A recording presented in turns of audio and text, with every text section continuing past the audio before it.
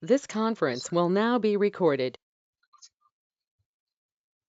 Yeah. So we were understanding in the previous section about how do we uh, run the scripts with the debugging option. There was like -x, which we can do that at any script level. But entire script, I mean, running this all the lines with the debugging option, that is also not recommended. But go for that with the specific lines also, where we can start the scripts with the debugging mode. That is by enabling that set-x and the set plus x. That is one more concept. And if the script is having some errors, and how do we terminate the script whenever we have this any errors from the script. That is how to control it. That's by using the -e. There is one more option which are understanding this whenever we are running the scripts. But why we are using about default, the shell behavior, what do we have, this is interpreted.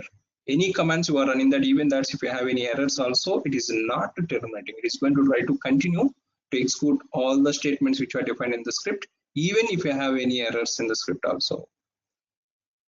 But like a normal, like a programming approach or the better standard approaches, if the script contains some errors where we don't want to continue execute the next commands, so to control that, which you can use an option where the errors catching, and we can combine that -e, -x, but don't enable that debugging in the live environments. Yes, if you enable the debugging, it is going to consume that some system resources. Yeah, that is not at all recommended. Always enabling that debugging option only in the specific context. If you like to trace that existing files, the behavior, or like you have some errors and errors, if you like to trace it, we use that like option, but that is not recommended. Always enabling the debugging. Yeah, that's one concept. But whenever we are enabling that, the script, the interpreter behavior to understand it, yes, which you can use it output also, output of the script. That is like as a verbose. Verbose is just think it like as output. So what are the script commands we have? The commands it is going to write to the terminal, and X is going to helpful. The interpreter during runtime. So what are the statement that contains? That's we can see that, or we can scan it by using the debugging option. So V for the commands to see that in the terminal, X is for that interpreter behavior on the commands to see that.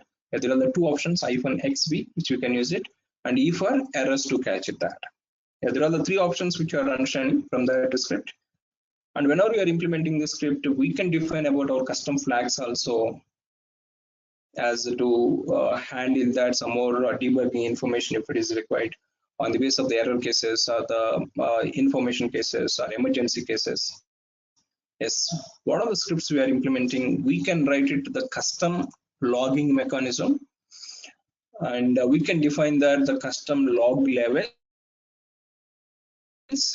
So that is info log level or error log levels or emergency log levels or the debugging log levels.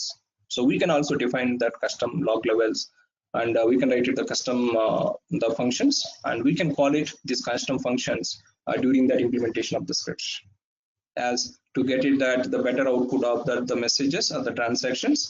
That is at what time that a transaction is performed, on which host it is running, and what is the program for that, the program name, the script name, and what is the process which is processing that, and what is the log level of it, and what is the message of that, the custom message. Yes, all that information that we can have it from this the logging option.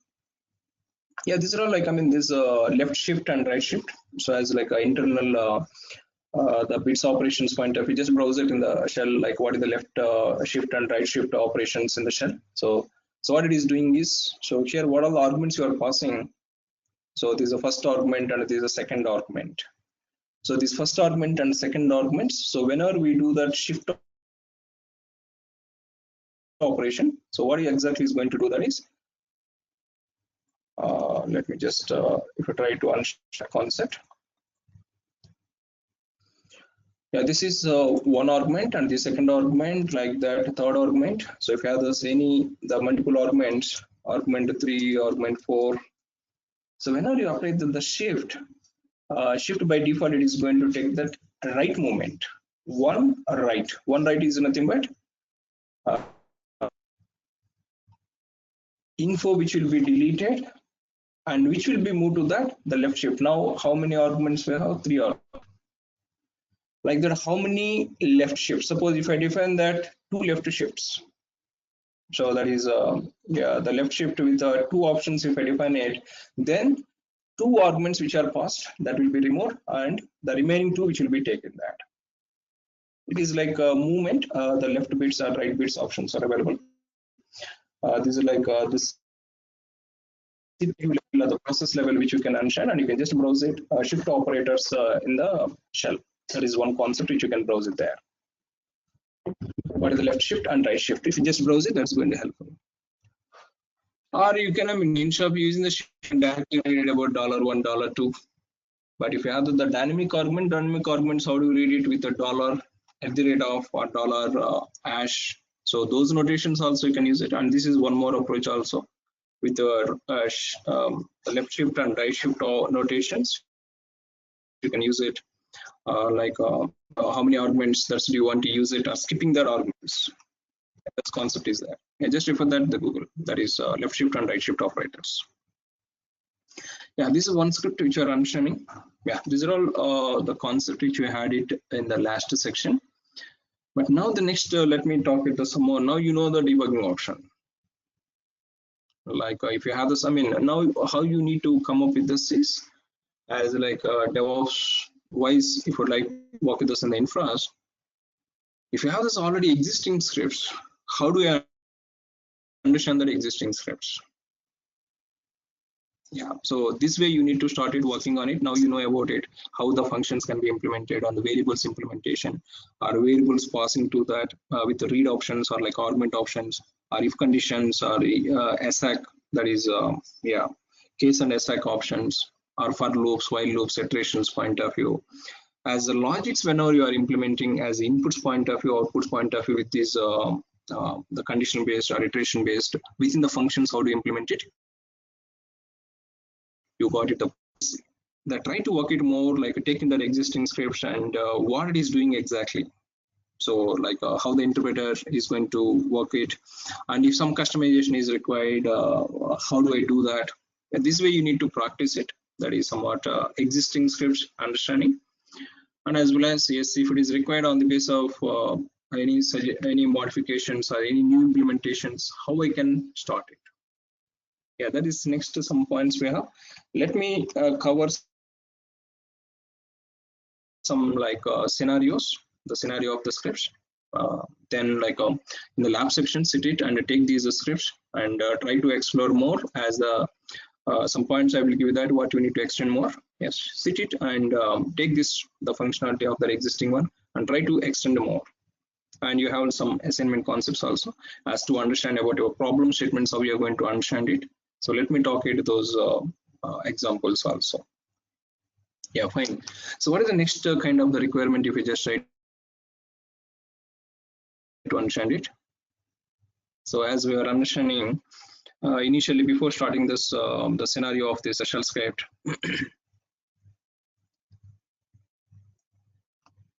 suppose you have some like development systems or like a staging environment systems. So different servers we have. How many servers? So and which environment related to servers? I'm not going to talk it, but you have some development servers, and as well as the staging environment or the production environment servers. What you need to do is you need to write some mounting scripts where you need to connect it to that all the systems. These are all kind of scenarios, and even in that interviews point of view or the client specification of point of view, they ask you like, how do you go for that implementation of this kind of the scenario? Says what the scenario is. Yes, you have like this 10 systems. All the 10 systems you need to connect it, and from the each system. So whatever the disk space point of view or memory like CPU's point of view, need to collect that information. So from the source system, you need to connect to this destination system, and you need to verify that what is the disk that is having, or memories, or the CPU, or the users. That is a command that will come back. You need to check it, and the disk space is reached something 70% or 80%. Then you need to send some email notification or the memory is reached to send that notification. So like this, you need to write it one script, the monitor script, or what are the name you are going to give it, that is the requirement based. Yes, the monitoring script, you need to write it, and this script, how it has to be is connected to the remote systems. So what are all the systems we have today? Maybe one system, or maybe tomorrow like another some systems which are added to that infra. Yeah, what are the systems are available? All the systems you need to connect it and get it. I mean, that's what is that? Yeah, the connecting, and after this getting that information about a system related, the disk point of view, the memory point of view. Then you need to do some evaluation. If that evaluation is failed, then you need to send the email notification. So if you have this kind of the requirement, then how do you do that? Yeah, so the first and foremost, like what do we do this is, what are like system IP addresses we have? All the system IP addresses we need to define from within that one file. Yes, you need to write that system info dot some text file or whatever that. So here you need to read it, or you need to define that all the system IP addresses. IP1 or IP2, or what are the systems we have? All the systems you need to have the IP addresses over here, and this file you need to read to the script. Yes, so we were observing some examples how to read the file and how to iterate the lines. Yes, read that the each system IP address from here, then connect it to this system. But how do you connect it? So before connecting that, here you need to have like SH based communications, right? Already we are observing the some points like how to configure that SH. The password-less communications. Yes, you need to have the password-less communication. You should not have the dependence on the passwords. Suppose whenever you are connecting from this system to this system and it is prompting that the password for authentication, then you cannot do that automation, right? That is manual. So what you need to have, what are the systems you are going to have it? All the systems you need to have SH communication, the password-less based communication, you need to configure it. Then you can connect it to this system with SH mechanism. And what are the command we have? That command you need to run it, and you need to get it that the command, the output. And once the command output is available, the command output, then you can check it that evaluation, that is whether it has been reached that 70% or 80%. Some kind to write it, and if the condition is passed, then you need to go for that. Like the continuing to the next one. If the condition is reached, that means the disk space is reached some 70% or 80%, then the manager is asking us we need to get that alert notification. Then you need to send that email notification. Yeah, how do you go for that handling this kind of that? So here two important points. One is we know that already how to configure that SH to this between source system. This is like as we can say the central system. And from the central system, how do we do that SH communications? Yeah, so like we got it right. We need to generate the key share, and key we need to copy to this all the files, the public key. Yeah, that is one preparation which you need to do that. One that is done, and what are the systems we have? All the systems related IP addresses you need to define in one file. And this file you can read it, and you need to use it for loop or while loop. So iterating that each line by line, reading that, and using that SH, you need to connect it to this machine. And what are the command that is required? The command you need to run it on that system, whether that is disk related or memory related or CPU related, some XYZ, that is leave it. But the scenario, that's what we have to see. Yes. So if you have like automation scripts where you need to do that like multiple machines, so then the thinking of that is all the systems you need to have the communication channels. That's one point. And after having the communication channels, the systems related information. Yeah, I mean, these are all we have the ready-made solution, that is Ansible. Whenever it comes to that, Ansible you are going to reading. I mean, Ansible you are learning is nothing but there are all the concepts we are learning that. But some cases like you need to go for that implementing about our own script, the shell script, is to automate it or to manage this infras, like some custom activities point of view. But how do we do that is 2 points. Just remember that SH communications, and one more thing is the list of all the systems information, how do we get it to the program. But program logic, what you are going to do, that is about logics. I'm not talking. Logic is about your problem statement and problem statement related access that is required. But like first of all, how do we do that? Like having that the infra to connect it to the systems and to work with the systems is so like a communication channels mechanisms, and as well as yeah, how to get it the systems information, the limitations. This is the first analyzation of it. Then whether you need it like a disk information, whether you need the memory information, we have the commands. How do we get it the memory information? Yeah, the free command which is available.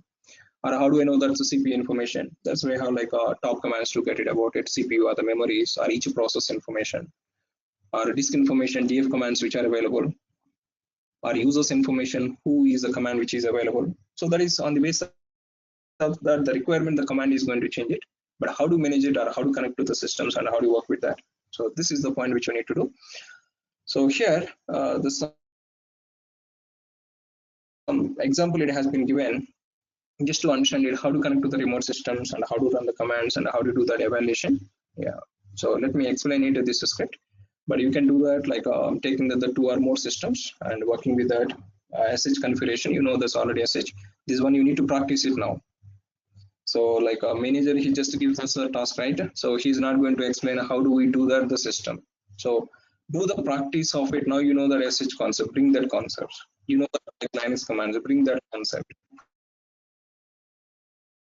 You know about it now, writing about it for loops or the while loops or the if conditions and variables, defining that and how to use the variables within the script. Some concepts we got it, but that's now you need to do some practice on this. Let me explain what you need to do is.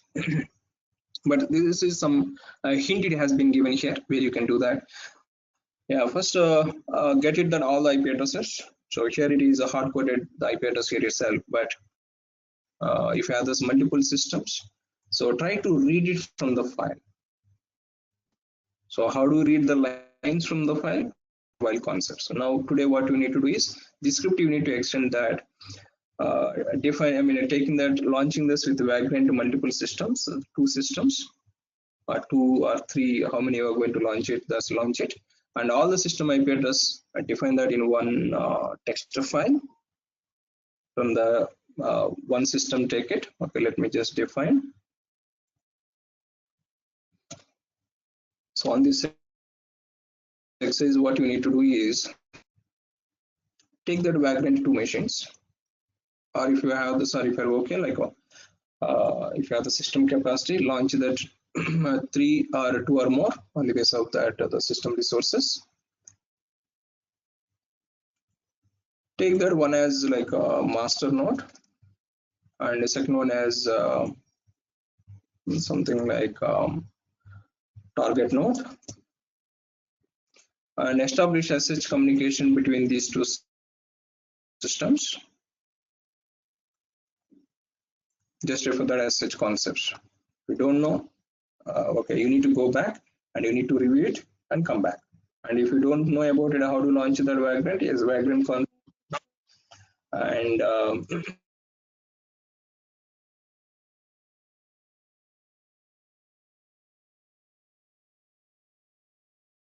refer that Vagrant file and launch the two systems and have the SH communication.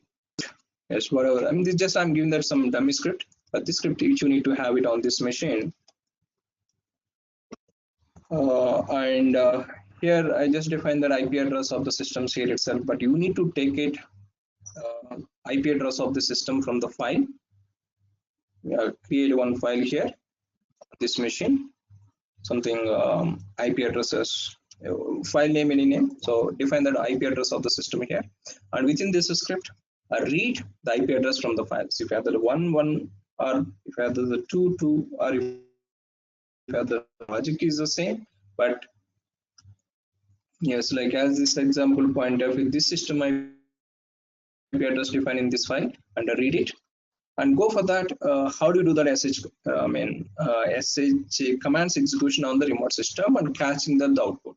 That is I'm going to explain here. So how do we I mean, sh command, we know about it. That sh command is having the arguments to where we can run it, the commands, and we can catch the output. And we know about it if else conditions once that output is available. That's logic is fine, but the additional thing which you need to do is let's take the two systems and have the sh communications and define the static IP address in the backend file for these two machines. And then define one file and implement the script. The first, how do we read the IP address from the file? Do that implementation. That is the additional activity which you need to perform it. But once this IP address is available, so that is once you got it, that IP address. But how do we run that sh commands to connect to the remote system? And the command, whatever you are going to run it, that about your choice. I mean, about your requirement.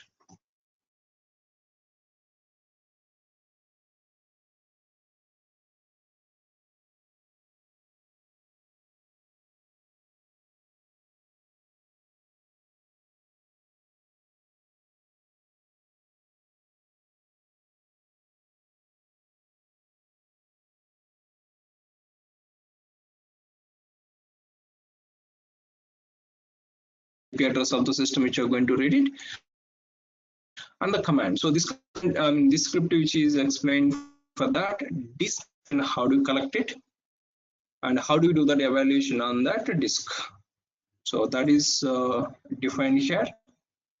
Yes, the command point of view, just observe the sh command. sh, and which you need to pass it about the IP address. But IP address, yes,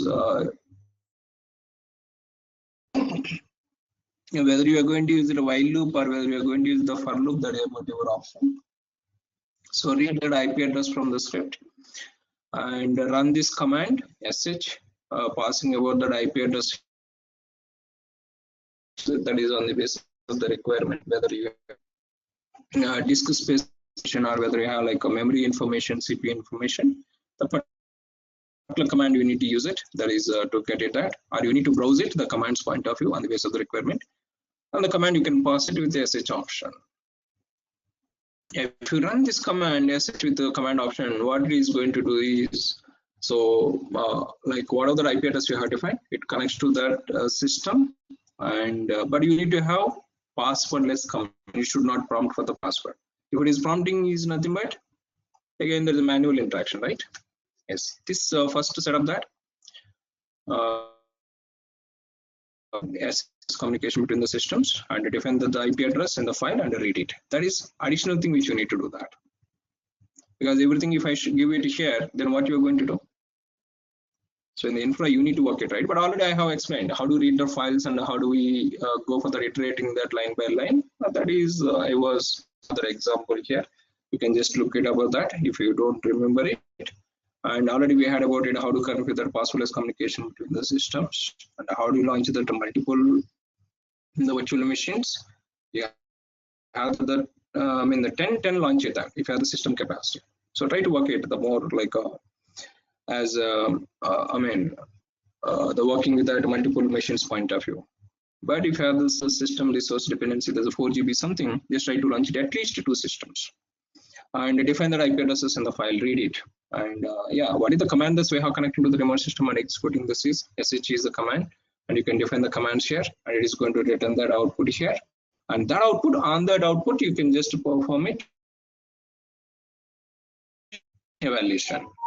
Okay, what is the what is the script and what is the evaluation that has been explained is, let me explain this script.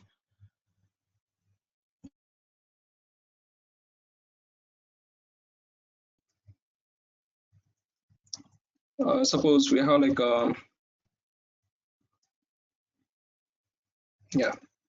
so all the like a disk that we have, they're all the mount points, and within these mount points, if we just observe that we have some temporary file systems and we have some devices which have been attached.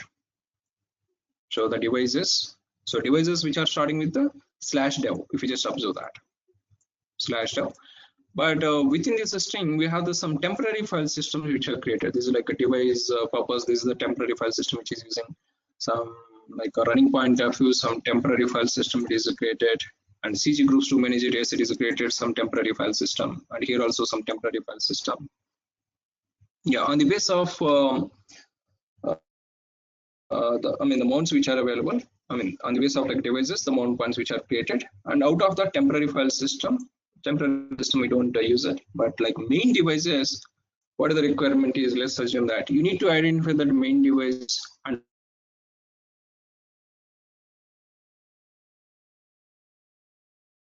what is the total usage of all these main devices, usage of the disk space. If that usage is reached that are 80%, that is metrics which are on the base of like infra point of view, the requirement point of view, the clients, the specification wise will work it or will define that the conditions.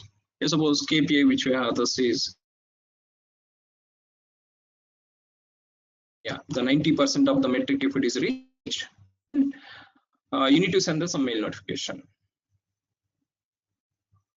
So this is kind of the requirement. But first of all here, okay, now I am able to see the list of all the mount points, and these mount points have been attached from which this information is over here. But the point is usage, that what is the total usage of the disk on the system. How do I get it, that usage? F-H.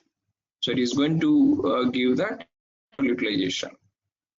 But in this utilization, some temporary file systems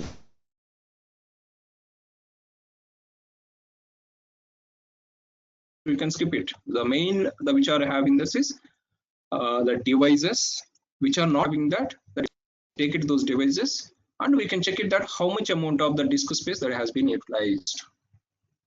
So this utilization here, it is showing that how much it is utilized from these devices. And if this utilization, total overall utilization, if it is reached 80% or 70% on the basis of the KPIs, then you need to write the condition. Total of all these devices utilization size is less than or equal to 70%. Then we are in the good position. There are no constraints on the disk utilization from the system. But if it is extended the more than that,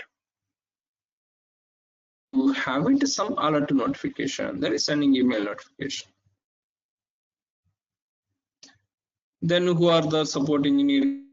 He comes into the picture, and we're like looking at on the system, and any backup files can be taken or not. Yes, identifying the files and taking the backup. That is another activity, the kind of like a backup log. If you just remember that, that is going to helping that, right? Backups to take it. Yeah, but first of all, how do we collect it? Whether we have the 1 system, 10 system, doesn't matter of that. SH communications, if you have like SH commands, if you are to run it, that's fine. We are good. But the point is like IP addresses, that is one way of like having the communication to all the system. That is one thing, and reading that all the IP addresses. Yeah, but here another thing, what is that kind of the point what we have is once the system is connected, but how do you collect that? The disk space information which belong to that all the devices here, and here you need to sum up of it. So what are like devices which we have, that all the devices related, that total need to sum it, sum of that all the devices. And if that sum is reached that greater than 70%, then you need to perform some triggering email notification. Yeah, then how do you do that is this script is helping over here.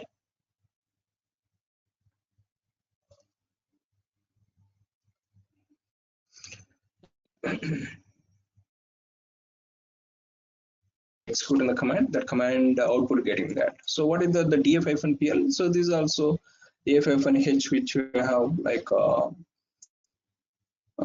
get it more disk information in the bytes format, or it is in that h is in that human readable format, or you can list it all the bytes format. But finally, the important point what we have is you need to find it all the devices which are starting with first word /dev. We don't need that all the things. They're all the temporary file system which have been attached. But main device, main mounts, what are the main mounts we have? The file system which has been started with the dev, we need to identify. And from that, so which field information we need to take it. So which we have this like 1, 2, 3, 4, 5, fifth field. From this output, we need to filter the lines. Which lines we need to filter? The lines which are starting with the dev string, we need to find it, those lines. That means the remaining were just filtering. I mean, we don't need that. There are like temporaries which we have anyway. Those are not required. But main devices, we need to find it. And the fifth field, whatever we have, the fifth field, the capacity, you need to get it. So here, like, okay, here 3 which we have, here the 25 we have, but these are like vagrant folders, they are not required. So 3 and 25. Okay, so the total of this 20 then 70%. Okay, we are happy. There is no disk related the pressure system. So we are like, okay, the fine, that's we are good with that. But if this capacity is reaching that, like you have some process which are running and process keep on consuming the disk utilization, then size is increasing, and one of the day, like, which is going to reach the 100%, right? If that the capacity is reached the 100%, then there is no disk the space more to write it, then the process which are running this will become hang situations. All the requests which are processing the process are going to get hang. There is no responses from that. Okay, that's, I mean, that's point. Like as a monitoring point of view, what is the thing? Before going to occur the errors, you need to identify, you need to take the precautions. Why you are reaching this the disk space? So on the basis of like a environment's point of view, you need to define the KPIs like a development environment. Okay, you can wait it 90%, no issues on that. But in the production environment, we don't wait for that until the 90%. So that is a 70 or 80%. Once it is reached, then you need to do some backups of that on the system, or some actions you need to take it. Yeah, this is a kind of the script which you need to implement it. If the total capacity of that the device is reached that capacity of something 70 or 80%, yes, then you need to go for the sending the email notification. This is the script the manager is asking to you, where you have like 10 systems, and all the 10 systems you need to check it and you need to define it. Okay, so here the point what you are understanding this is, so what are the systems? We have the systems connectivity. If you have that like all the communication with that SH options, SH with that, you can pass it and you can get that disk space information. And once you got it, then you need to filter it, right? Is what you need to filter it now. Let me just give that. So we are saying about it first.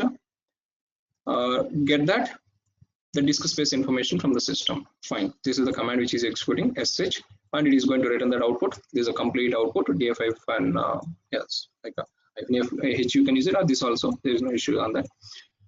This is going to help more blocks wise as to read it. Yeah, so this is going to have like complete disk information. And now on this disk or whatever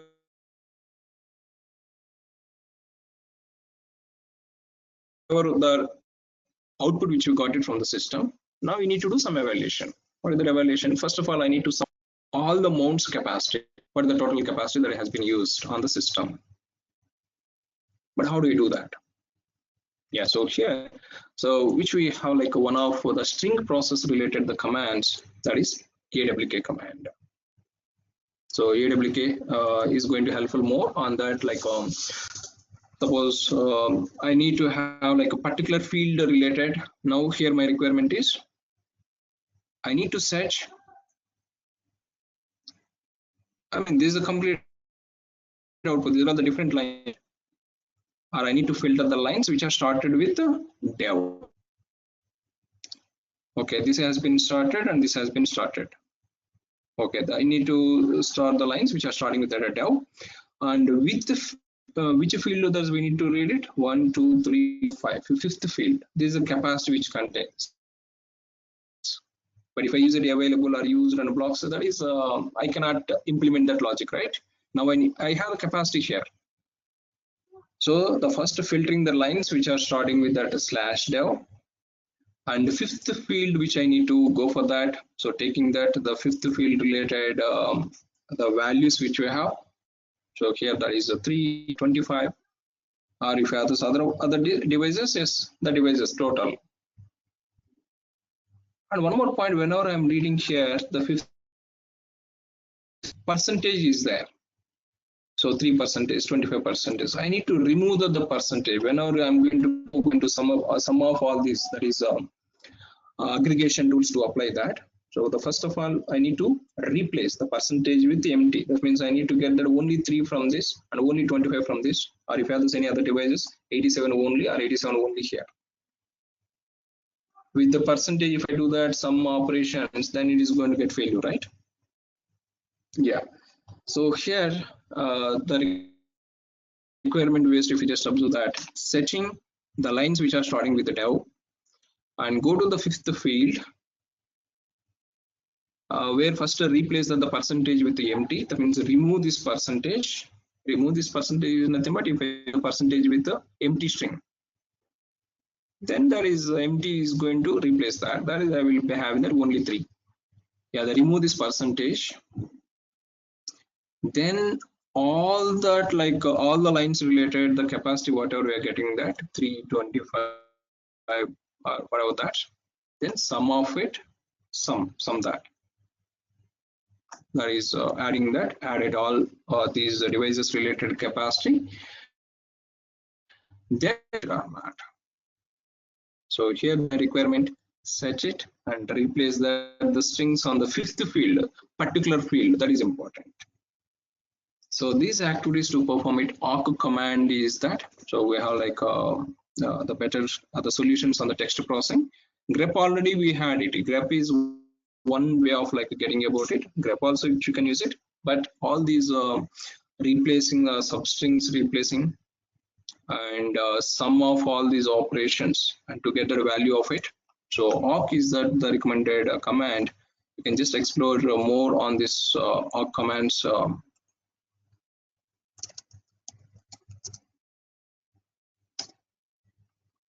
Yeah, I try to review about it, this awk command today, so you'll get the better documentation. There is no issue on that.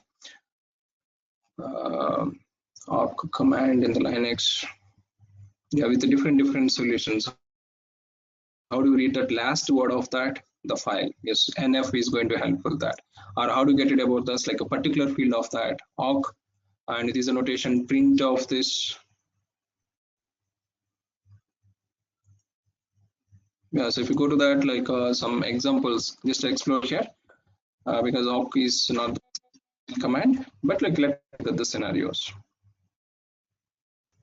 Yeah, so like you are getting the some output like these fields, and from the fields, and if you need that particular field information, then awk, and yeah, so it is going to help in getting this all the fields information, but a particular field if you need it, so how do you get it is awk, and which is going to helpful setting the string started with that manager, and printing about it, print the lines which matches with the given pattern. Even the grep also we are using the same concept, grep and particular string which you can use it, and you can give that file name or a string which. But here also awk some advantages what we have this is, it is helping on the applying the filter patterns, and particular position based parameters also we can get it that. The position based parameter, like a first field if it is required, second field if it is required, or third field or last field. So some more the better operations which we have. So this is like matching the pattern and printing all the lines. The print is the command which is going to help us to get it that attribute related output. It is like as a echo command. That is awk, which is going to help for awk is a the print to print it the attribute or value of that attribute. Suppose if you go to that, there's some more option. Now splitting a line into line, you need to have the first field and the fourth field. Yeah, so it is going to print only the first field and the fourth field. So print, like even if you just remember about it, cut command and delimiter applying that, and a particular field reading about it. So the grep command, cut command, the combinations, whatever we are learning this on the string patterns. Now awk is a command. So we have like a different options. Awk is not just like simple, but to try to explore more. But the beauty what you have is you can search the strings and you can apply that like on print operations. That is which field that you would like to print it or getting up that. The print options on that, the fields, particular field in that the position. And one more options we have the CC options on that like nf command keeps a count of the number of fields within the current input record. Yes, like field separators we can use it, or nf like a particular number of fields within that the string or the current input record. So number of fields if you'd like to get rid of that. And yeah, ORS. Yeah, there are different options which are available. Just you can browse it about it. All these that is explaining. Yeah, that is instead of that you can explore more. But the beauty what you have is which operations, setting the string, substring operations, and as well as field positions to get it about it with the field separator operations or number of fields if we need it. Yeah, the number of fields. Yeah, this is the first field, first column number, and the first, I mean, the complete output of the command. Yeah, the different outputs are available, and now we can do some arithmetic operations also. So normally arithmetic operation to perform it, we are using BC is a basic calculator which you can use it, or we can use it. We are saying about it. There's one more option that is like expression which you can use it, right, with the plus or asterisk. If you'd like to use it, expr. And awk command is going to help that replacing about it one more option, that is some operations on the fields also which you can apply that. Some like yeah, arithmetic operations also we can apply this using awk command. So I'll give that. I mean, this example I'll come back, but just explore more before going to work with that. As you can see, how do you get it about like the particular field if it is the matched, and not that the total count is matched, only the sixth field if you'd like to print it, you can have it there between that third field to that sixth field, and that is the total of the output of the file. Yeah, so just explore more. You have the examples, but like as this scenario point of I'm going to explain here, you can see this within the awk commands itself you can implement the conditions as well as conditions, and getting about that the maximum printing about it. Yes, it has been given to find the length of the longest line present in the file. Let me give this URL. Just explore more.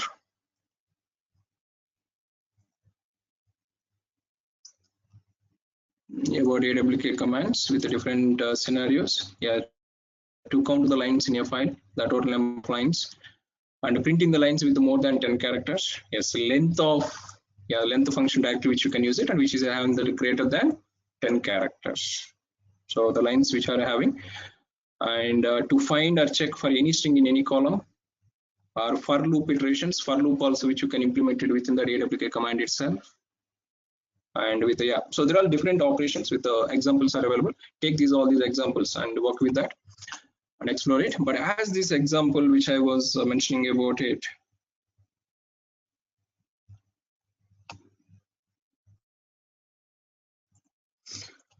yes, now what is the requirement here? So what are the df command which are running about it? The df first it has to find this list of all the device, starting that the lines which are having the devices, it has to take it, and fifth column position which we need to go for that means the print $5. If I use the print $5, I'm going to get it the fifth column position with the awk.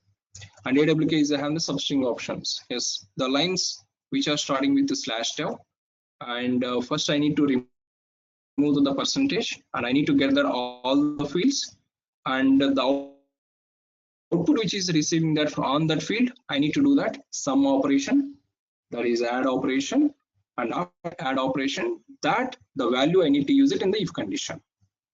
Okay, this is the complete requirement. Yes, this requirement point of if you just browse it, that the awk command, how do we use it and how do we go for the says. Yeah, so this command is going helpful. How do we use that substring? Yeah, the first, okay, let me just getting about this. DA51PL. From here, what I need to do is, so awk command which you can use it, and where always it starts with want to write it, you need to define this in double quotation, that is single quotations which you need to use it. And requirement what you have is first search this line of the string and replace it. That means I need to find it.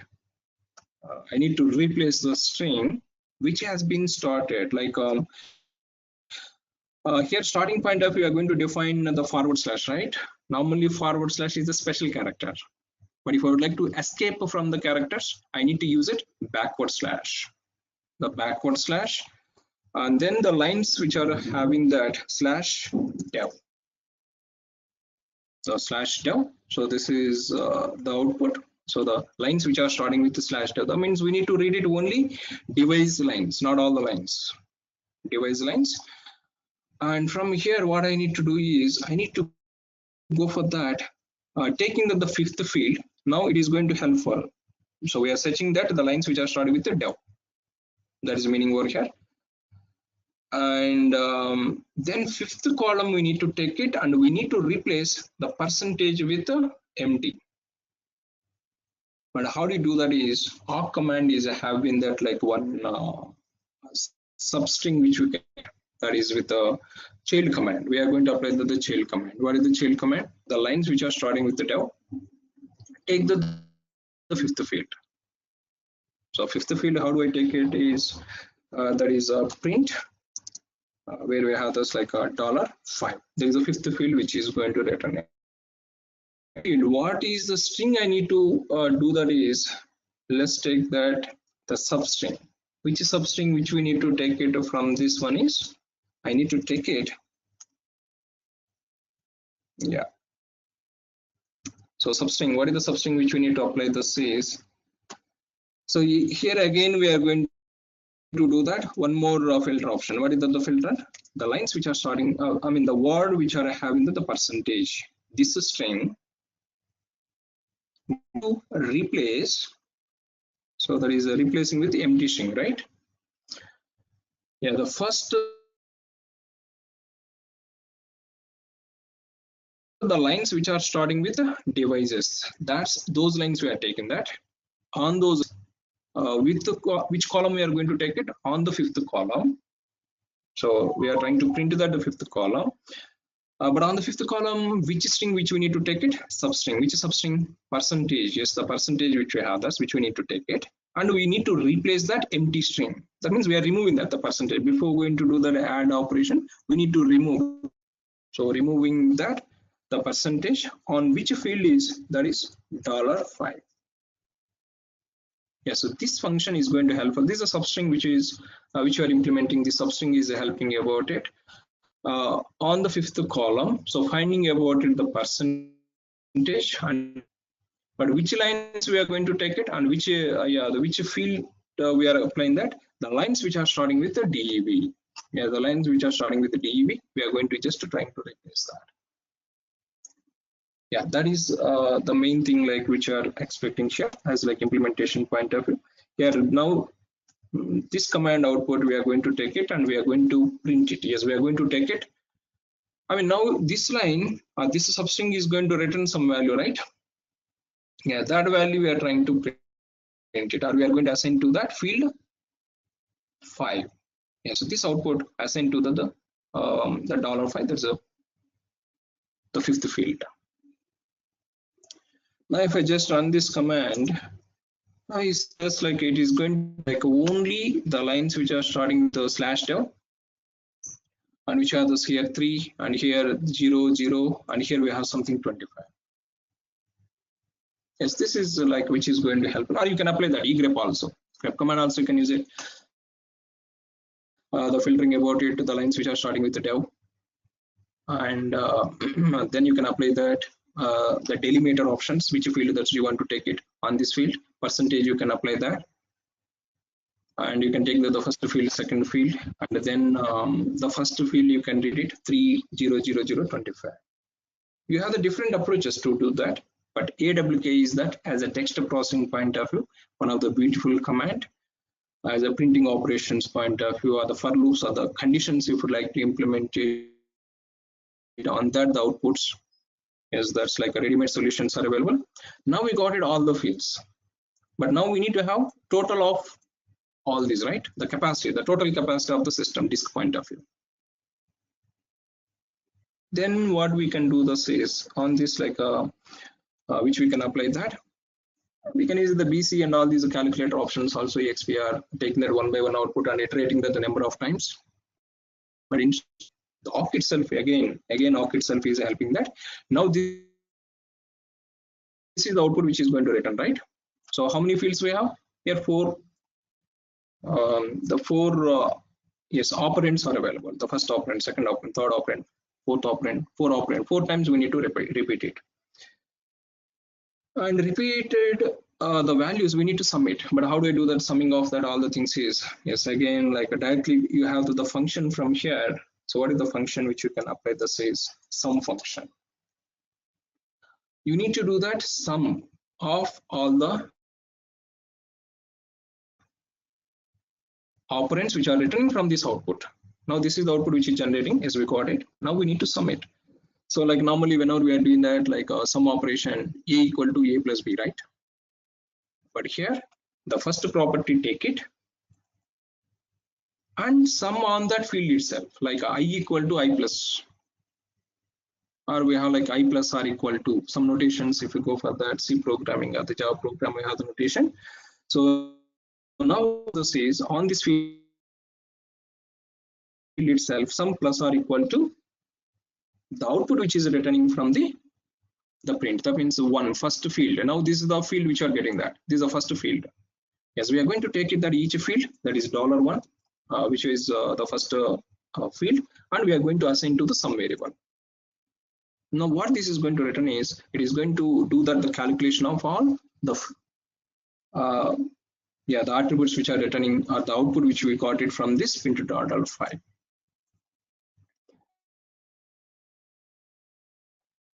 But now finally, so if I do like this, then we don't see that output. It is not printing that output, but it is now this variable is having the sum of the complete. Now what do we need to do? We need to print this variable. But how do you do that is we have the notation from that awk command point of view. We are defining that end of this statement. So that is end of the statement. Then we can go for that print command here. The print option. If you just remember, that's in the C program, or like the C program, we have the scanf and the printf options. Yes, it is going to use the C programming model. We can do the printf, the function which is available, and this is a notation. What is that? Like a percentage %d. That means which field that you want to print it. That field we can define it. And backward slash as a new lines. If you have this any like multiple, yes, you can do that new lines. But on which field that you want to print it is sum field. The field which you are getting from here we are assigning that. And this command is going to helpful print command. So if you just see, this is exactly the C syntax. The awk is helping about it with the printf, and where you can apply that to the particular variable if you like to print it, the %d, but which field that you want to print it is, that is sum field. During runtime, this value is going to replace in this position. So if you just run this, now what is the total the disk space which you got it? The 28. The awk command just explore more awk with different options which are available. Substrings, how to get it, or how to perform that. If loops, if conditions, how do you implement it within that awk command, or for loops, how do I implement it, or some logical arithmetic operations to perform it, how do you perform it. The plus or equal to, that is suppose if I use it asterisk equal to, then it is going to perform the multiplication operation. You can do that like the complete output of this, the variables which are receiving this, and taking that filter options from that, and you can apply this these like functions, operations, the if conditions or all that. Yeah, then now we got it. Again, I mean this entire command, what it is written, this is 28 we got it. Now this 28 we can take it and we can implement that if condition. If this is reached or greater than 70%, then send the mail or continue. Yeah, but this command is important. So right, this is the main command. Next commands, what you have, those is just like, oh, now this is the enter command, whatever I have explained, this is enter command. So which is going to return that the total of the disk which has been used on that system. Now system you are passing and you are collecting that this information and you are trying to get it the sum of all the mount points which you have on the system. Then once the mount volume you got it, then we can implement the condition if the mount volume are greater than 70% on the basis of like a KPIs which are required, as you can define the condition. If that is reached the greater than that, then send the mail. This command which you need to use it, and you can use it to send the mail. Yeah, so this is a command which is going to helpful as I mean this is a script like, but this is a script like now what you need to do this is extend about to the two systems and read from the file and do that activity and go for taking this logic and applying to that on the systems which are reading that.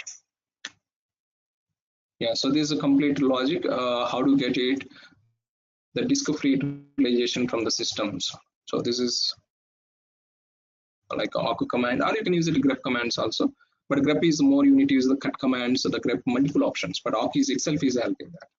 So to perform it, string replaces or substrings taking about it, or string search patterns applying that, and as well as a sum operations if you need it, plus or equal to, or that is, and the print commands like as a scanning model, C model, which is going to help her, and particular fields to get it, yeah, the print and with the field numbers. Yeah, this is combination of that multiple commands in the due of that. Yeah, I'll refer it today. So just to take some examples and try to work with that. But yes, so this is also just try to go for that, working on it. But this is the main command. But this command you are applying on the local system or on the remote system. Remote systems read it and apply it and go for that, working on it. Yeah, this activity try to do that, but this is the main command. And whenever you are running these kind of the commands, start with the debugging options. Suppose if you're not able to find it what exactly this or what it is doing this, yeah, try to work with the debugging like -x enabling that, and this command complete output. If you didn't understand it, then go for that debugging options of it. How got these points? Can you do this? Yeah, yes, like the field we are reading about it, $5 on that field again applying the $5 is having 3%, 25% or 0%. But whenever you are doing the sum operations, before the sum operations you need to remove the percentage, right? That means on this whatever the string which contain the percentage, that's we are trying to replace with empty. So this is substring, which is substring from this field, the substring take it about it, that is a percentage identified, and replace with the empty string. Yeah, explore more on this, but like yeah, this command is, yes, which system you are connecting, the system wise you need to make sure that sh, but this is the main command sh. How to connect to the remote systems and how do we run that commands is sh system IP address and command output, get it and do that the evaluation on that command. Like this, if you have that 10 system, 10 times each system connect it and get this disk space information and do that evaluation. Yeah, this script just to practice it and work it on it. But before that, what you need to do, yeah, take this 2 or 3 systems and configure that vagrant one more time as a practice point of view, and do that sh communication between all the systems. Yeah, from the scratch they have given that empty systems. So how do you need to work it? That explore more on this. Don't expect everything is ready made and where you are going to work it on it. They ask you like take that from the scratch system and work it on it. Yeah, so take that 2 systems and launch it and configure sh communications and have it like yeah, preparing that one file where this system related IP address, defining that, and customize this script. Yes, take this script and customize it, but don't hard code that IP address here. Just like to explain it, I have hard coded. But to take this file and from the file read that IP address and in that while loop, then iterate it. This is the generic one, but do that some more activity. Yeah, try to work it on this practice to get more or to get more confidence on that how to read the files and how to iterate it and how to connect to the systems and how to run the commands on the remote system. And once you got that output, how you're going to do that evaluation on the script level. Yeah, that is one example. Next, one more example. Let me talk it that. But these are all like which you can do with the debugging options. Yeah, but next one more scenario. What we have, this is already we know this script.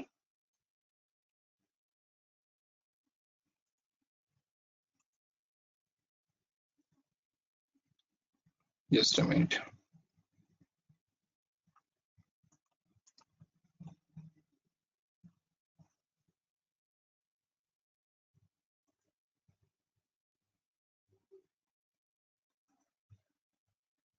Okay. Yeah, now this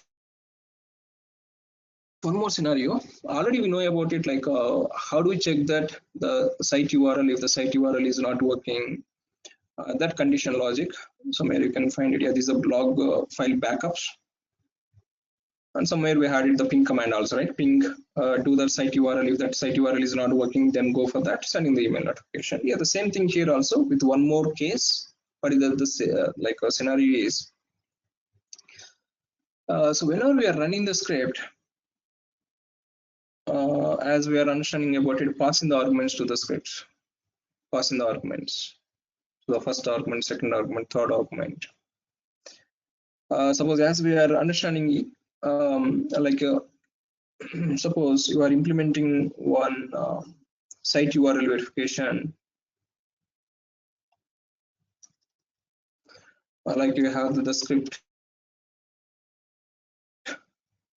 .sh. User has to pass it the site URLs which is required to verify that. If you'd like to check that the internet is working or not, is the google.com or rise and shine technologies.com, is it working or not? So that is another URL. So the multiple URLs where he can pass it, but the script is expecting about it at least one URL to run this. The site is reachable or not, to keep on checking of it. So this script is expecting some arguments, but the user doesn't know that. So suppose user is going to run this script without passing the arguments. Then you need to print a proper message, right? Handling proper message. So you need to print it. Which are all the arguments he has to pass it, or what is that like a syntax he has to use it while executing the scripts. So he has to, the user, whenever he's running, we should handle some scenarios. What are the scenario if you just observe that? Yeah, this is a ping command. Yeah, the verifying about your site URLs. But what is the first condition if you just check it as like execution of the process which you are understanding? First, this if condition is going to execute it. What is the if condition? Suppose if the user is, what is the JET notation? String operators, if you remember it. So we are understanding that like these -z, -n, non-zero, zero, right? N for non-zero, yeah, the G for Z for zero length. That means the first argument is the zero length. That means user is not passing that. User is not passing any argument. Or $1. Sometimes we run the script with help options. Suppose whenever I'm running that ls command, if I don't know about ls, how do I use it? Then we have the -h which I can use it. But instead of the -h, we have the help option, right? Help, which is giving that commands. So you are writing the script, and the scripts anyone is asking us about any help options, -help or -h option. Then you need to print or you need to give that information of the script. So how it can be used, because whenever you are implementing the script, two scopes. One is user who is going to use the script, and second one is the users who are implementing the script or the users who are going to modify. That is DevOps engineer, you are implementing. Let's assume that. but the developers, they are going to use the script. Or is a user, he is going to use the script, but we are the team like where we are going to implement the scripts. About our scope is different and their scope is different, but whenever they are using about it and the new developer has joined to the project and he has to use it some script, but he doesn't know anything about it, you need to print some help information, right? Whenever he requests about the script with -h or -help, you need to give the proper information of the script. Yeah, it is a block. Yes. So like whenever you are planning to implement the automations, so don't think that directly implementing the business logic. No, not that. You need to hand in that script or whatever the which you are implementing. So for about your purpose today, you are there, but in the future, maybe other teams are going to use it about your scripts. But as a quickly to get it about that, how it can be used the scripts is like we implement about it some help options on the script. Suppose if I request that ls-help is nothing but the documentation they have prepared whenever they are implementing ls functionality. They have prepared all these what are the possible options are ls command, and -a what it is going to do, -capsa what it is going to do. They have implemented the documentation, and whenever I am requesting -help on this command, yes, that is going to pass. You need to use it this like this, and these are all the properties which you can pass it. Yeah, implementing the script is one thing, and handling all scenarios is also important. If you are the better or the good programmer, if you would like to say, then user perspective you need to think it, not about your perspective or not about like business logic perspective. So this like who are going to use the script, or whenever they are using the scripts, any customization that is required or any enhancements is required, how they can easily understand that the logic which you have implemented, that is preparing the proper documentation of the script. So whenever you are working on this implementation, preparing the documentation of the time is more than writing the logic of the business. Yeah, if you are the good programmer, first you need to think like a test scenarios point of view, and as well as the next like which you need to plan it, the proper documentation what you are going to prepare it. That means the documentation is here itself. You can write it with some comments lines. Is what exactly the script is going to do that. And users whenever they are running about the scripts, and if they request any help on that the scripts, yes, you need to give them the proper information to them how they can use the scripts. So about users point of view, about like customizations on that implementation of the logic point of view, you need to handle the scripts. Yes, preparing the proper comments with the descriptions, and handling that this kind of the scenarios. Yes, if the user is not passing and he is trying to run it, or like a user is requested with the script -h or options. This is the first argument. Yes, we need to give the proper information of it. Yeah, this is like scenarios. So don't think that only implementing the logic. Logic is okay. These are, I mean, finally, if you just observe here, this is the command which you are implementing that as a logic point of view. But what exactly the script is doing, adding some comments here, and user is not passing this, or file information is not there, handling the files. If I reading the file, before reading the file, you need to check if the file exists or not. Yeah, check, add that condition also before going to write this for loop, reading from the files. Then you need to what are the file you are reading, the file already exists or not. That case you need to handle it, not directly okay the logic. Okay, logic is going to change it on the way experiment. But first of all, about your script, you are handling all these things are the very important as like implementation point of view, the standards point of view, the preparing the proper documentation, and especially these automation scripts. As a user point of view, you need to think it. If you request for any or yeah, the script which I implemented, how it is, I mean, what all arguments it is taken that, and how it is going to helpful. Yeah, implementation logic, what it is there here, the ping command is a ping which is going to helpful, and you are going to take that all the host information which is passed, all the host, I mean, all the arguments you are reading that, right, at the rate of all the arguments you are reading and each host, and you are going to apply the ping command. So ping verifying about it that is reachable or not. If that is reachable, you are just saying about it fine, written code, and yeah, that's fine. Or otherwise, if it is got failed, something if the name or service not known, that means the URL is not known, then you are catching about it, host is the down, and you can send that email notification about that the host is the down. Yeah, this is a ping command. The logic is how you are going to implement this point, but one more point which you need to handle that whether they are passing it or not, and if they request any help options, how do you get that help to that who are using the scripts point of view. Yeah, this one you can just explore more with the debugging option, enable the debug while running the script and analyze this, what is the logic I have implemented here. So this here, so suppose whenever this kind of the commands, whenever you see you don't understand this logic, then take that one by one. Okay, first this block, right? This block, take it, and what exactly is doing. And from this output, yes, we are doing this some other condition. From this output, we are doing this some other condition. And entire output we are catching, and on this output, so it is doing that evaluation. Simple this ping verification we can do with the catching about the previous command status also, right? That is also you can do. But another approach, finding of this command and on that output, what exactly is what exactly it is returning. If it is returning this one, that means the site is down. More approach, or you can handle that ping command running, and if the status of that code is 0, then that is successful, or if the status of the code is the return that's non-zero, that is failure. That is also you can handle that with different solutions. But which one that is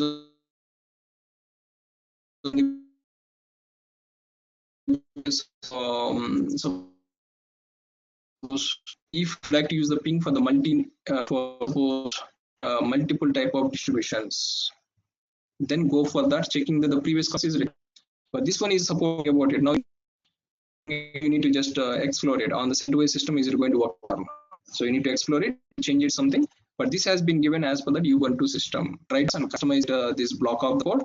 What you need to change it here. This is some like exercise for you. As a CentOS system point of view, what is the output it is returning? As per this output, what you need to change it here to handle that if the system is down. So to get it that host is down message. Yeah, do some experiment on this. But this has been implemented as per the Ubuntu system. But the CentOS point of view, you need to just work with that. Yeah, this is one more. Here you need to go for that and hence that files reading and iterating that all the IP addresses as per that with the SSH options. This is here some enhancement. And here next enhancements, what do you have this is? So this ping command has been implemented as per the CentOS system, but you need to extend this logic as per that CentOS or the Ubuntu. That is also one more scenario, but CentOS first of all. So try to run it on the CentOS system, and whether it is, suppose if I give that google1.com, so is it going to handle that the host is going to print it or not? Check it, and if it is not there, then try to change it to this block and try to work with that. This is one more exercise, but use the debugging options. So if you don't know about it, the logic, but nothing is there here. So it is just running the ping command. Yeah, there is a ping command it is executing on that domain which is returning. And on this output, so we are just checking about it, grep command. But the output which is returning on the CentOS is the different, on the Ubuntu is different from this command. Just check it, and as for that, you need to change this. This is one more example. And next, another scenario, if you just observe that, that is bin bash which is showing. Okay, so here, yeah, the one more type of the scripts whenever we are implementing as a real-time cases point of view. Let me talk at this one more scenario here. Suppose you are running script, and the script is going to read that email ID and host ID. Suppose if the ping command is successful, fine, or if it's a failure, it has to send the email notification to the particular email ID. So user is going to enter that the email ID here,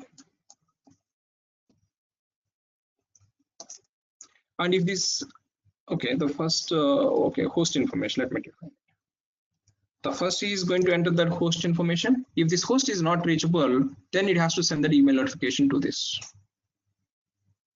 Okay, the logic which has been implemented here, So what it is doing here, if the ping is not working, so there's a ping is a failure.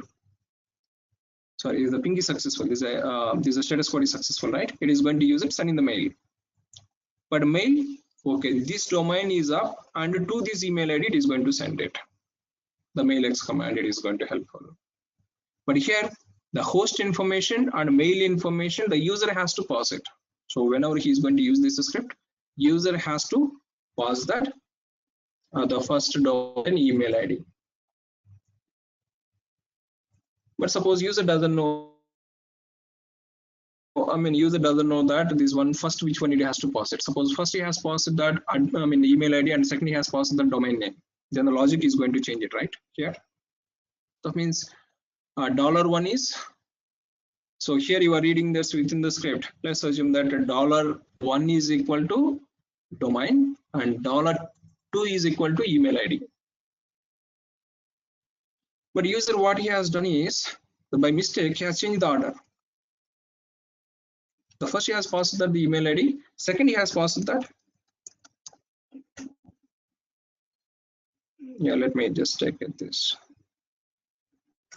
command. Suppose this is the command which is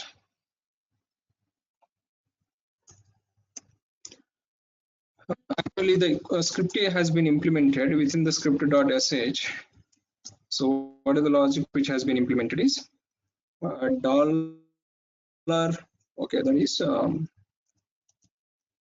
email ID equal to $1 and domain is equal to $2. So he has reading that email ID as $1 and domain ID is $2. But user, whenever he is executing the script, he has reversed this order.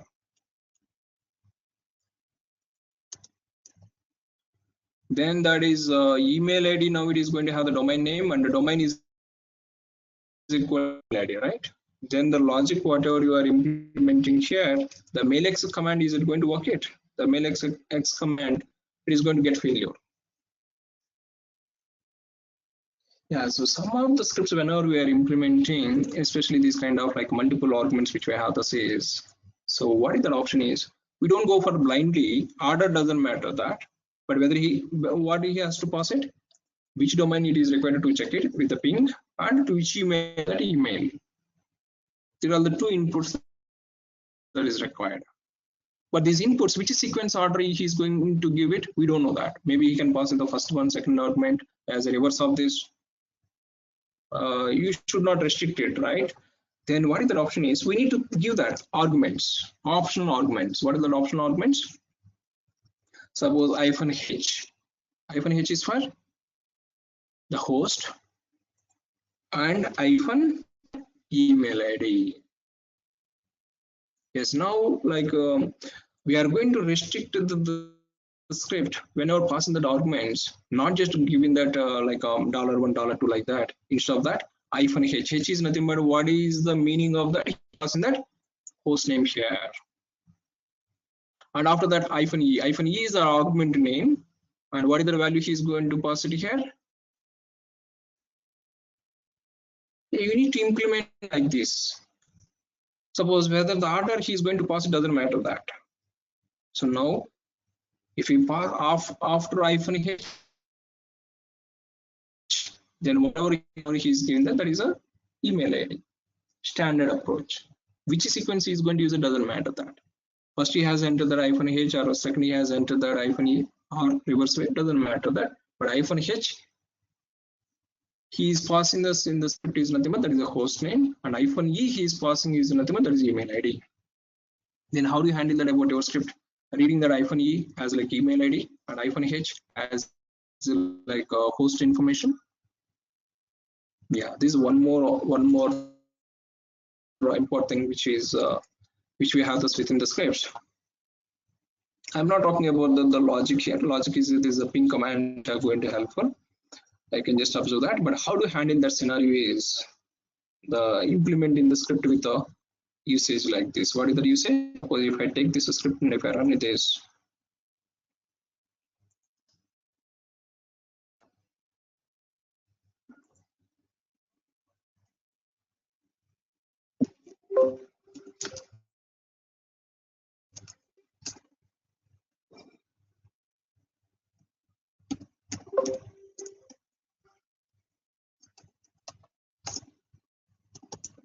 if I just run this script, it is -e email address and -h host address. You need to specify it.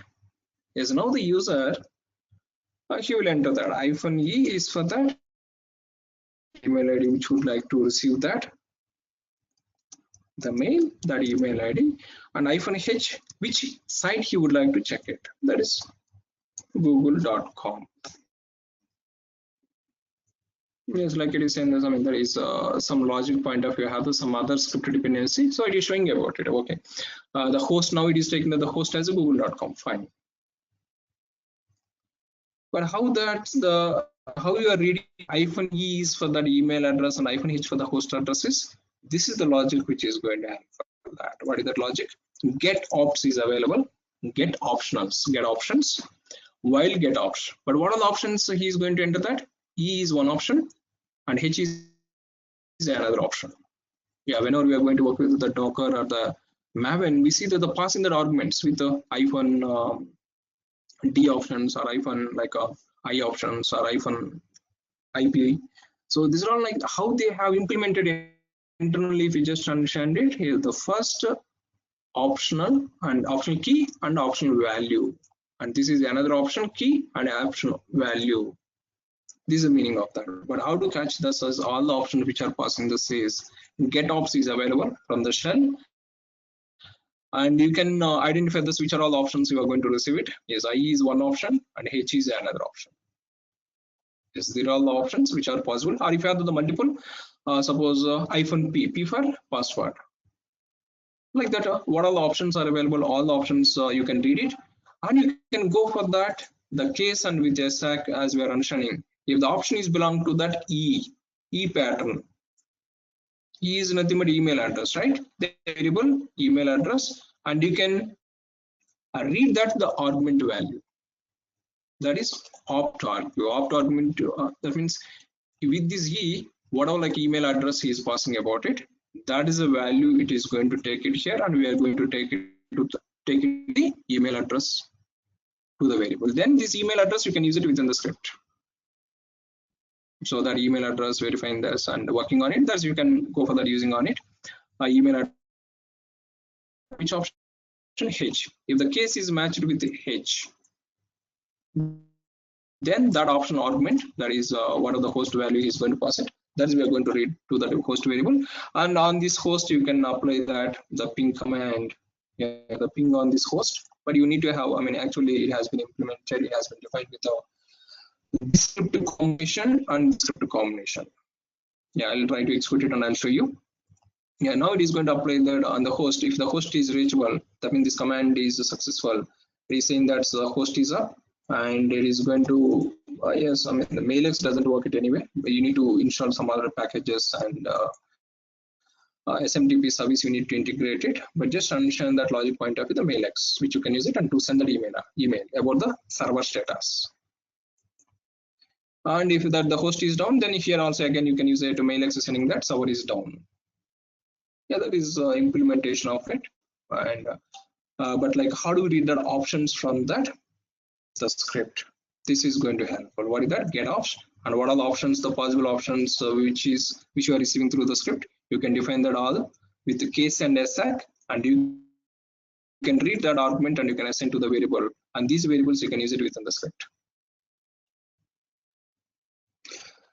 Yeah, that is about one more scenario. Here the scenario we are saying about it, usage, proper usage displaying to the user. Here also we have, suppose, yeah, here usage you can define it. What is the usage here? Email address is not valid, or validation, you need to check it something. Our host is not passing that. That means the host is empty. Our email address is empty. -G, that is this is empty string, or this is empty string. He has given that -E, but he didn't pass that any value to that. But you cannot do the business logic, right? Yes, before that again checking about it. So what is this usage? Usage is the function. So wherever that usage function is implemented, yes, this is a usage function, and it is going to call it usage is -E email address and -H host. But this script internally it is going to call that one more script. Yes, how to call that other scripts? Yes, here you can see in the temporary folder ping host.sh. That means now the previous script whatever we have understanding. So this one you can save it as a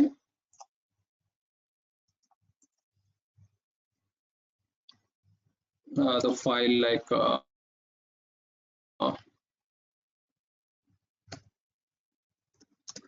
what is the file name? It is going to refer that. Okay, ping host.sh. Or you can give any name, that is about your choice, but as this is script point of view, I'm just trying to change it. Yeah, this script is helping about it, whether the past the host is reachable or not.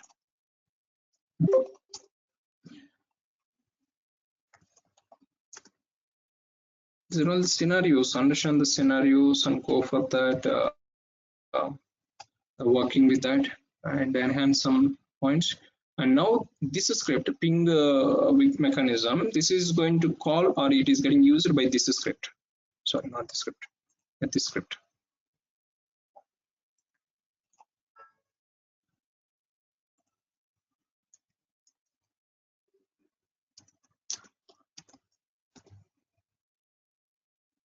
Yeah, this is the ping mechanism, and now I'm just going to write it in the script.sh.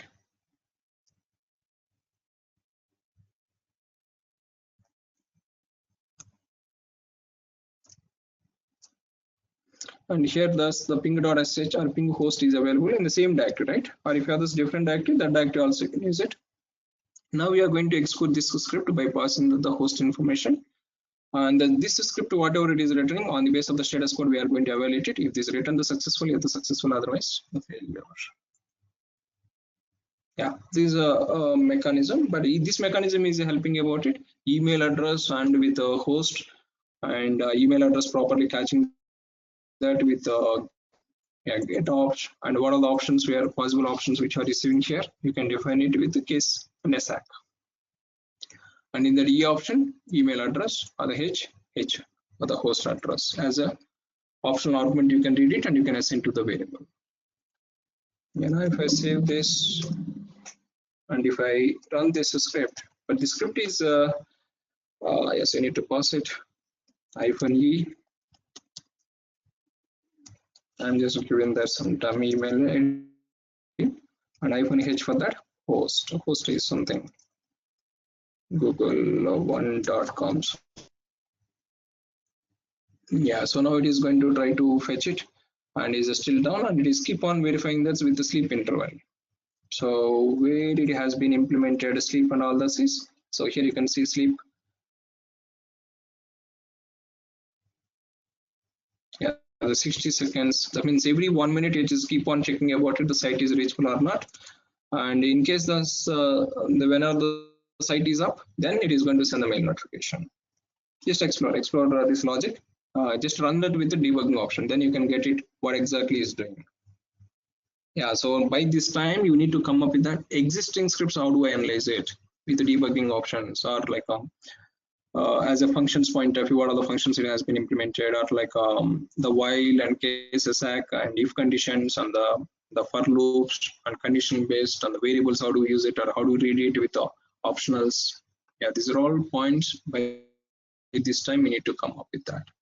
And I try to explore this script. I'm not going to explain each and every. And here, this script you need to change it as like CentOS system point of working that is being a host. This is take it about this script and change this or understand this logic and change this one to that as per the CentOS system, but it is going to work it on the Ubuntu. But what it has to be changed as per the CentOS, just try to analyze it and change it and make sure that the script is running this on the CentOS. Given that, if you give that google.com, yes, so that is something written code, it has to say that status code as 0, or if it is the google1.com something, if you give it, then it has to say that host is the down. And these two scripts combination with this one you can also explore more as like option based, how do I use it or how do we implement the scripts. This is one more scenario. Yeah, the last but not the least, let me conclude that this script also. What is this one more script which is going to help is, suppose you have some more points on the system, and whenever we do that on the AWS environments, we'll attach that the different devices as volumes. So we have the concept volumes attaching to the systems. But what are the volumes which are attaching? All are having the read-write permissions or not? The read-write permissions.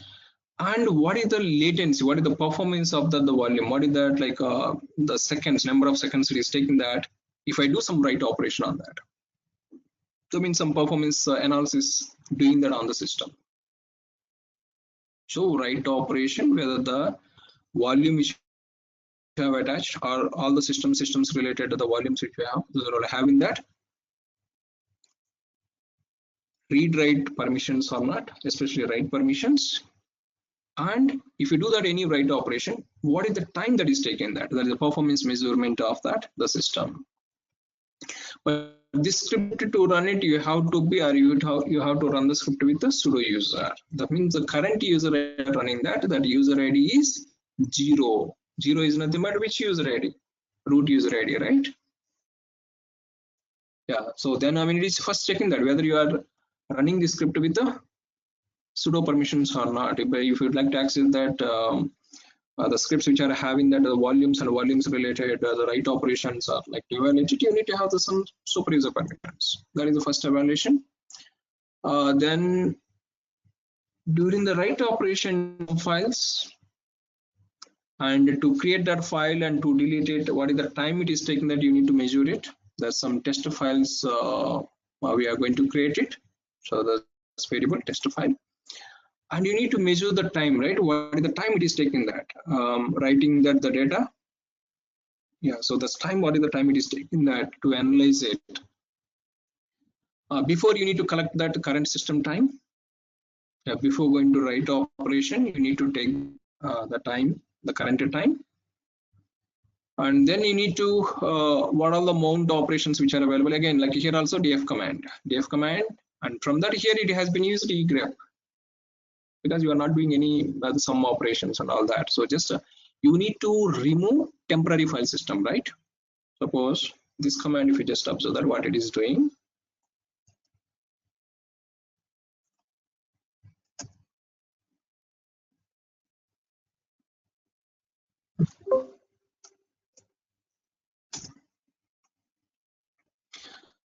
Suppose normally if I run it the df command,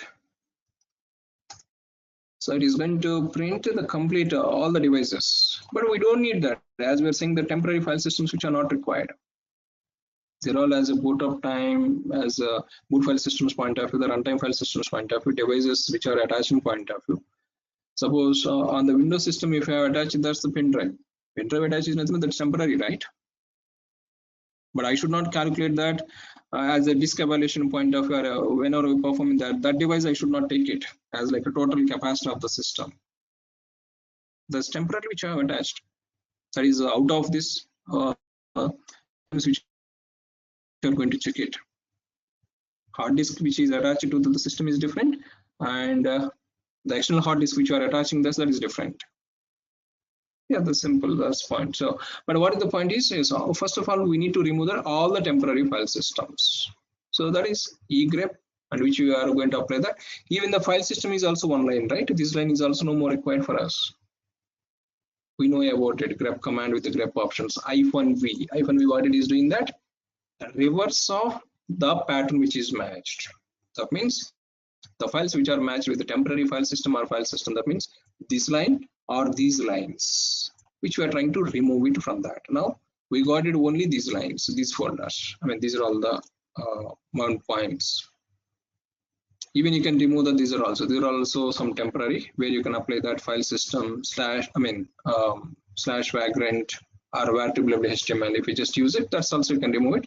And these are all the main devices which have been attached. Then what we are doing is, once we got that output, and we are going to iterate it one by one. Yeah, there is a number of fields which have got it. The total number of, like as this number of fields point of view, the 4 or how many it is going to return, that it is going to iterate it as a number of volumes which you have that. Each volume what we need to do, or each mount point what you have this is, you need to check it write permission. Yes, create one test file in that location, that is with a touch command, and remove the file whatever you have created for the testing point of view, and then catch that date and time, current okay, date when it was clearing that. Like this, do that all the mounts, and here you have collected start seconds, and once this is done, end seconds you need to collect it. That means what is the time it has been taken to perform the complete operations. Then end seconds, and you have the start seconds. Before starting you have the start seconds, and after that end seconds. Now end seconds minus start seconds, that is equal to total seconds, right? This is the time which has been taken. There is a latency to perform write operation on that all these file system. This is the time it has been taken, end seconds minus start seconds, that is total seconds. Now you can define it at what time it has been started, at what time it has been ended, and what is the total time it has been taken. That is printing about it. Now if you are, these are all in the milliseconds, we are good, but if it is taking the seconds of the time, then like the volume point of view, the performance which is going to have the impact on that. So like how do we check it about it? If we need that any kind of yes, like a discretization, I mean not discretization, that is about the logic, that's fine, but here it is helping about it. Some read write operation, whether you are able to perform it. Suppose touch is failed, this command is failed is nothing but you don't have the write permission on that, right? Yeah, you are not able to create a file, that is you are not able to write the file to the disk, that is write operations is denied. Then you need to check it that volume level whenever you are taking about that volume attaching time, so whether it is have that read write operations or not. Yeah, these scripts run it in the lab and work with that with the debugging option. Yes, if you enable the debugging, then you will get it whatever I'm talking this for here, but line by line go for that, because all the things, but you should be able to explore about yourself more. If you spend more time on these scripts, analyzing, debugging, and here two scripts. Now this script point of view, just do that. Make it this logic working on the CentOS system. Thus we need to do that. There's one, and this script. So reading from the files and taking that each IP address and connecting to the remote system is taking that two systems and work it and perform that, collecting that discretization from the remote system and evaluating that disk free utilization point of view. Or you can extend that the number of users point of the who command. Who command you can run it on the remote system, and a number of users, how many are connected. If the number of users are written that greater than the 5, then you can send the mail notification. At the same time, 5 members are logged into the users. Yeah, that is on the basis of the requirement. Next to further enhance, but other than at least you need to have how to read the files and how do you connect to systems with SH options. Yes, these concepts required, but which logic you are going to do that? That logic is going to change it on the basis of the requirement. Yeah, there are some points on the script which you can explore more. And one more small assignment. Next, maybe you got it one course today for about your bucket. I mean, which has been assigned to you about your batch. That is whatever I discussed here, all that available here. Yes, you can go and browse that. The debugging option in the last section, whatever we had it, or shell script, whatever I'm explaining here, you can see this, or you can find it all that explanation one more time here. And this assignment you need to complete it and you need to come back. So what is the assignment which I have this is? So let me explain the assignment also. Now you need to work it on these scripts. That is one activity. And one more small like about your analytical skills to check it, how you are able to understand the code and how you are able to come up with that. That's to understand it. Let me talk it that this course has been sent to you. And here it has been given 5 problem statements. The 5 problem statements. They're all, I'm not talking about it.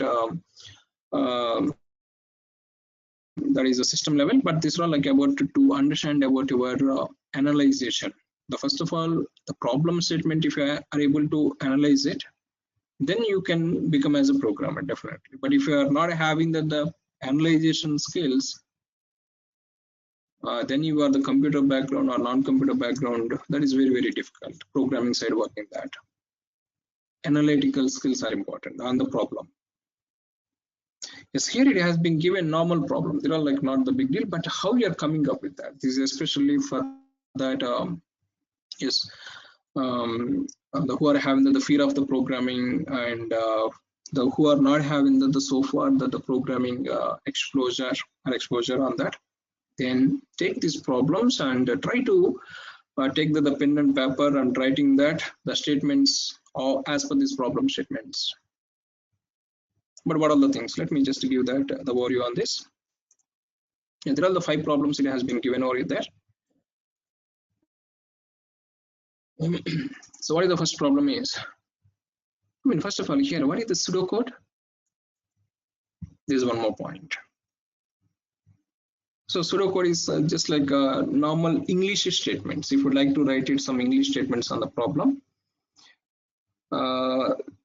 see, programming logic as per the shell point of the Python point of view, the syntax models are the different.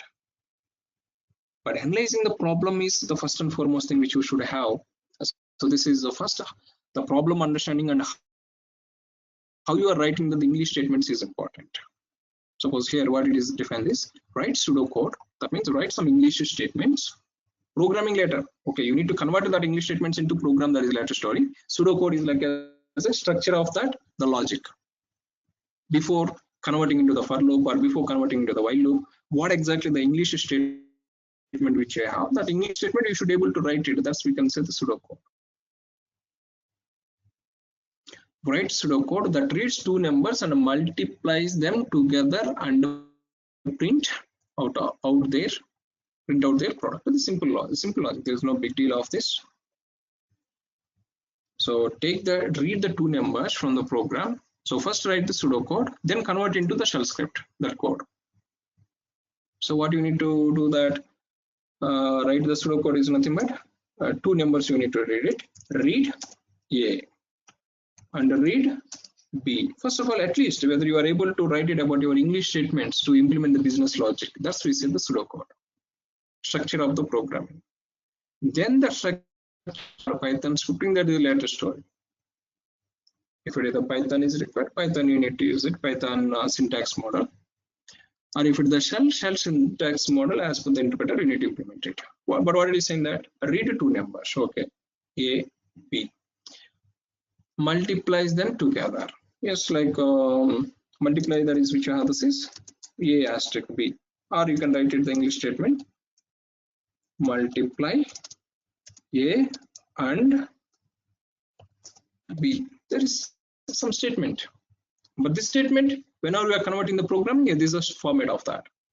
And within the shell, how do you write it? In the shell script, whenever we are writing about it, asterisk doesn't take it directly, right? You need to use it escape character. That is on the basis of the programming and programming syntax point of it is changing that. But how you are coming up with that, writing the logic? Yes, multiply A and B. Yes, them together and print out their product. Then which we can use it. The first write the English statement, print A multiply B. This one which you need to do that. That means like if you convert into that shell script, echo is a command, that is a programming wise which is coming to that, which you need to have it A asterisk B. This is a statement, right? Multiplication of, just to first get the familiar with that, right? I mean, it's not about it, working on about your side. Yeah, the multiplication of A and B, and here you can write the print of this. Yeah, this is like, I mean, go for that. The remaining all the statements also understand it. Pseudocode that tells a user that the number they entered is not a 5 or 6. I mean, so the read take that the variable from the user and the variable value whatever he's entering that is either 5 or 6 or not, check it. And if it is other than that, you need to print it. First, you didn't enter that 5 or 6. Or if you enter this 5 or 6, then you should say that okay, you have entered the 5 or 6 some number. But here the point is, how do we read the variables from the user? And how do we check that? What is the value he has entered? What is the value he has entered? Some, I mean, getting up that, familiar with us, or come up with that. what are the fear which you have this on the programming side, slowly come up with that. And once you got those exercises, then go for those analyzation, debugging, starting about it and analyzing the script, the shell, whatever it was, explain the script's point of it today. Yeah, try to explore more or work it more. And one more script which is not mentioned here, and you will be having about it the script here within this video. So you need to go through this video, or yeah, the one more script what you need to find it is how to find that zombie process, and how do I remove that those zombie process IDs. How do we clean up the process from the system? That is one more script also which you need to work with that. So the more activities, the more work activities. So you need to complete this assignment, and you need to work it on these scripts, and you need to do that some exploring those real-time scripts with get options, or like proper usage, how to print it and how do we handle that, the logic, and logic, how do we analyze it if it is already there within the scripts with the debugging options, and some customizations for there, and working on these the problem statements. And one more, the script how to find that all the zombie process, and how do I delete it those zombie process. Yeah, there is one more kind of the script as a which is not there, which is not mentioned here anywhere, but you need to do that, some exploring that the script. Yes, if you do all these activities, you can explain during that interviews what are the scripts which you have implemented. Is you can say that these are all some monitoring scripts, and site verifications and log files backups, and as well as which you can mention that a zombie processor to handle that, and logics to get it that these exercises just work with that, the problem statements, and problem statements how you are understanding, and how you are going to come up with that. This explanation, it has been given over here, assignment section. Yes, here it has been given the solution also, but this solution you will get it after the 2 days. First you need to work it about yourself, and you need to practice it, and once it has been practiced, then you need to go for once after the 2 days, this section which will be released to you, and then you can refer to the solution how it can be implemented. And one more point, you need to submit that assignment here itself. Suppose once this video has been completed, if you click on the next assignment, yeah, all the problems it has been given here. You can take this all the problems, and once it has been completed, you need to submit here. At the end, you will be having the submit assignment, but it is already, this was taken there. Yes, now here you will be having that one button, submit that, the assignment, and you need to attach PDF files, whatever you have implemented about this logic, and we will evaluate it back to you in the application itself. Yeah, these exercises which you can do that this weekend.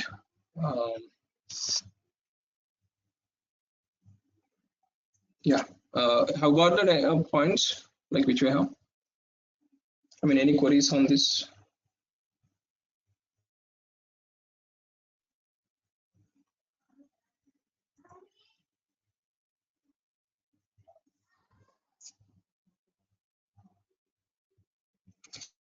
Yeah, KPIs, that is on the base of the I mean, which you can say that's the client or product specifications. So only this limit or that limit, but on the base of the client specification, you will be having that. While implementation time, yes, you need to check with that the teams and the requirement point of view. You need to use that. GitLab, it has been given, right, the URL. How do I access the GitLab files? GitLab already given that the files. I mean, if you just anyone having that any issues with the GitLab accessing that?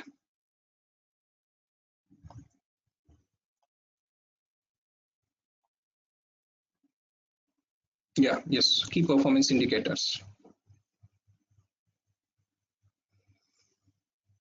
Yeah, in the WhatsApp group, share it about your email ID, and I'll try to add it to this GitLab.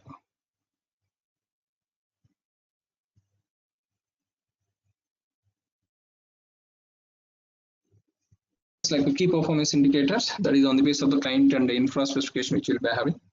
And those are all you need to take that as an inputs while implementing the script.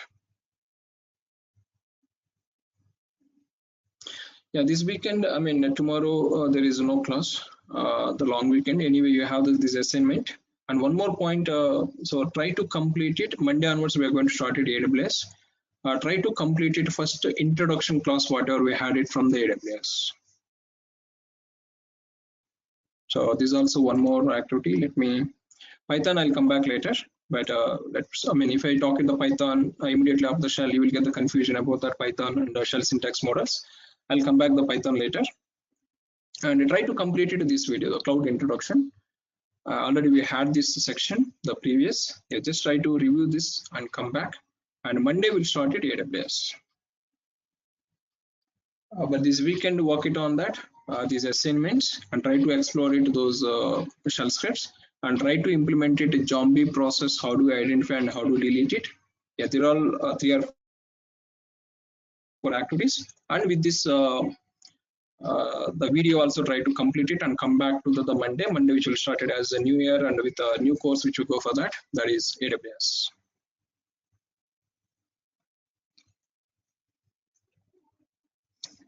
Okay, so before winding up that, yeah, sorry for we are running out of time, but fine. So before going to wind up today, any queries, questions? Yeah, thank you, and happy New Year to you all. Advance happy New Year, and we'll meet in the next year. But try to complete it, all this, and we'll start it the AWS. AWS, that is really beautiful, which will go for this one by one in the new year, those concepts. Yeah, thank you all. Okay, try to complete all this and explore more, and please upload today video as early as possible, because we have those long concepts, and as well as I'll try to do that as early as possible by 2 or 3, which you can expect it, because I mean it takes like once I upload it like 2 or 3 hours, it takes the time. That is the main problem immediately to bring into that app application. Anyway, I'll try to do that by 3, and just go for this one more time, because that's understanding. These are all the real time based, like how to use it GetOps point of view, how do we do that with the scenarios. Implementing the logic is one point. Logic is going to change it on the basis of the problem statement, but you should handle about your script with the proper documentation, proper usage, user point